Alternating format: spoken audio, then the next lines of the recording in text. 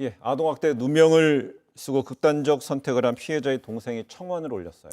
네, 극단적 선택을 한 보육교사의 유족이 네. 국민청원을 올렸는데 이제 가해자들을 엄벌에 처해달라는 겁니다. 그런데 올린 지 하루 만에 2만 명이나 동의를 했습니다. 예.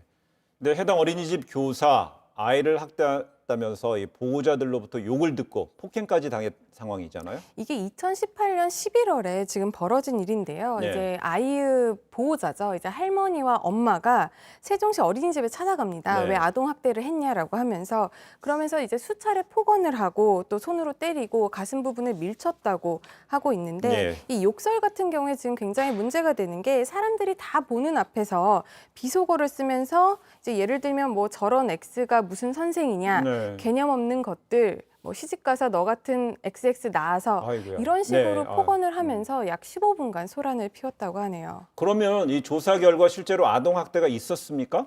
심지어 이렇게 소란을 피운 것뿐만 아니라 이 보호자들이 나중에 이 보육교사들을 상대로 아동학대로 신고를 해서 예. 검찰 그리고 아동보호 전문기관이 이 부분에 대해서 수사를 했습니다. 뭐 CCTV를 돌려보거나 아니면 목격자들의 진술을 토대로 수사를 했겠죠. 그런데 검찰에서는 최종적으로 이제 무혐의로 결론을 내서 불기소 처분을 했고요. 네. 이제 아동보호 전문기관에서도 아동학대의 혐의가 없다라고 결론을 지었습니다. 그런데 보호자들은 계속 민원을 제기했고 검찰이 근데 보호자들 상대로 수사에 나섰고 이런 상황이고. 그렇습니다. 이제 보호자들이 민원을 제기했어요. 네. 계속 어린이집에 대해서도 하고 보육교사들에 대해서도 하니까 이제 어린이집에서는 이 선생님들에게 이제 퇴직을 권유를 했나 봐요. 그 중에 한 분 같은 경우는 이제 퇴직을 했는데 지난 6월에 극단적인 선택을 했다고 합니다. 예. 그 이후에 이제 검찰에서 이 사건에 대해서 수사를 하면서 보육교사가 아니라 이 보호자들이 뭐 모욕을 했고 또 폭행을 했고 네. 또 업무 방해를 했기 때문에 약식 기소를 했어요. 예. 벌금 100만 원에서 200만 원의 약식 기소를 했는데 이 보호자들이 또 이 부분도 너무 억울하다. 난 잘못한 게 없다. 보육교사가 아동학대를 했는데 내가 정당하게 그것에 대해서 항의를 한 거지. 난 잘못한 건 없다. 억울하다라고 정식 재판을 청구를 했는데 보통은 이제 검찰이나 아니면 약식 명령으로 벌금이 나온 경우에는 네. 정식 재판을 하면 형이 많이 높아지지는 않아요.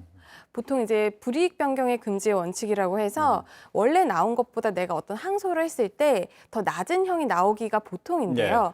이번에는 정식 재판을 청구를 했더니 원래 나왔던 벌금형 뭐 100만 원, 200만 원보다 10배 이상이 높은 2천만 원이 각각 선고가 됐습니다. 결국은 약식 명령, 그러니까 서면을 통해서 그 판결 내린 것에 대해서 이건 아니다. 우리 재판정 가서 재판 받고 싶다 해서 했더니 도리어 더 높아졌다는 거예요. 그렇죠. 검찰이 보호자들에 대해서 그렇게 이제 죄질이 사실 이제 극단적인 선택을 해서 굉장히 결과가 중하긴 하지만 네. 그 행위 자체로만 본다면 법적으로는 굉장히 엄한 어떤 행위는 아니에요. 네. 그래서 이제 200만 원 정도의 약식 기소해서 약식 명령이 왔는데 오히려 그 피고인들이 이 부분에 대해서 억울하다라고 하면서 정식 재판을 청구해서 실제로 이제 판사가 들여다 보니까 네. 이 사람들이 반성도 하지 않고 있고 죄질도 나쁘고 해서 이례적으로 굉장히 벌금형이 높게 나온 상황입니다. 보호자들은 또 항소했잖아요. 2심에서 또 다퉈야 되는 거예요? 그렇죠. 2심에서도 이제 다투게 될 건데 만약에 계속해서 뭐 자기의 범행 사실을 부인한다거나 뭐 합의를 하지 않는다거나 진지한 반성이 없다라고 한다면 예. 별로 형은 줄어들지 않을 것 같아 보입니다. 그래요. 최근